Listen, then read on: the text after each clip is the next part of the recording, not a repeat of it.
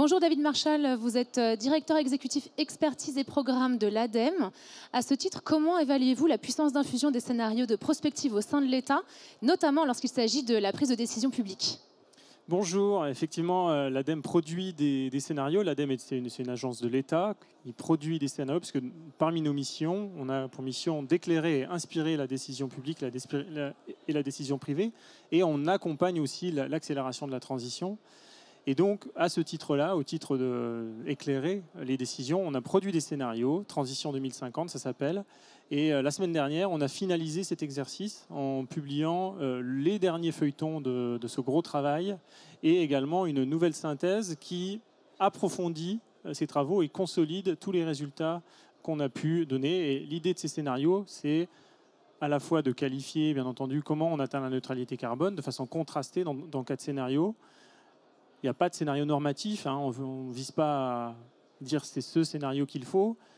On essaie juste de qualifier différents chemins possibles et d'éclairer les impacts à la fois sur les gaz à effet de serre, mais aussi sur l'artificialisation des sols, sur les besoins en matériaux, sur la qualité de l'air. Voilà. Et tout ça, on l'a consolidé dernièrement sur notre site internet. C'est en ligne, Transition 2050.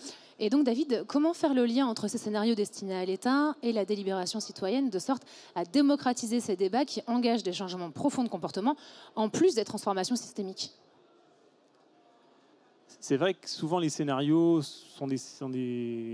c'est assez technique. Nous, on travaille avec énormément de modèles. Ce sont des ingénieurs. Il y a plus d'une 50aine de personnes qui sont mobilisées pour réaliser ce travail. Donc, c'est vraiment un gros travail d'ingénieur.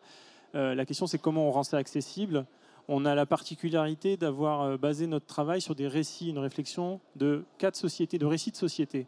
Ces 4 scénarios, ils ne sont pas juste des chiffres, ils sont basés sur des récits de société, une société plus ou moins sobre, plus ou moins basée sur les technologies.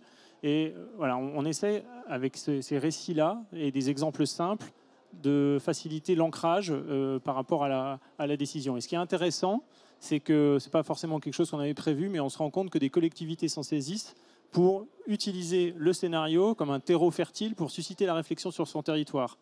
Voilà, 4 scénarios basés sur des récits qui permettent de susciter une réflexion sur un territoire. Et ça, déjà en ça, c'est super de pouvoir s'en rendre compte. Et donc l'énergie est bien sûr un levier important de la transition. Si l'on prend par exemple la stratégie bas carbone de l'État, va-t-on assez vite et dans la bonne direction selon vous aux yeux de l'ADEME? Alors, la stratégie nationale bas carbone, elle est en cours de révision et justement, ces 4 scénarios, ils visent à alimenter la réflexion de l'État sur la nouvelle stratégie bas carbone, celle qui est en cours de réflexion. Alors, bien entendu, il va falloir accélérer, puisque de toute façon, les objectifs à l'horizon 2030, ils sont plus importants qu'avant, donc il va falloir accélérer. Et nous, au travers de ce travail, on essaye d'éclairer un peu ces décisions-là, à la fois en essayant de qualifier quels sont les scénarios les plus résilients, quels sont les scénarios les moins résilients. Dans nos 4 scénarios, la sobriété apparaît comme un facteur de résilience important, et ça, c'est une des nouvelles analyses qu'on a publiées. Et puis, il y a également l'enjeu croissance économique qui est important, c'est-à-dire que la transition va-t-elle être un frein ou au contraire une opportunité pour la croissance du PIB? Et on fait partie des rares organismes qui avons un modèle macroéconomique pour éclairer ces scénarios. Dans nos 4 scénarios, on peut affirmer qu'ils pourront s'accompagner de croissance économique. Donc ça, c'est quand même intéressant, puisqu'on commence à parler de découplage. Voilà, on peut dire qu'il sera possible d'avoir de la croissance économique tout en ayant une décroissance des émissions de CO2 en empreinte. Ça, c'est tout à fait nouveau comme résultat. Merci beaucoup, David.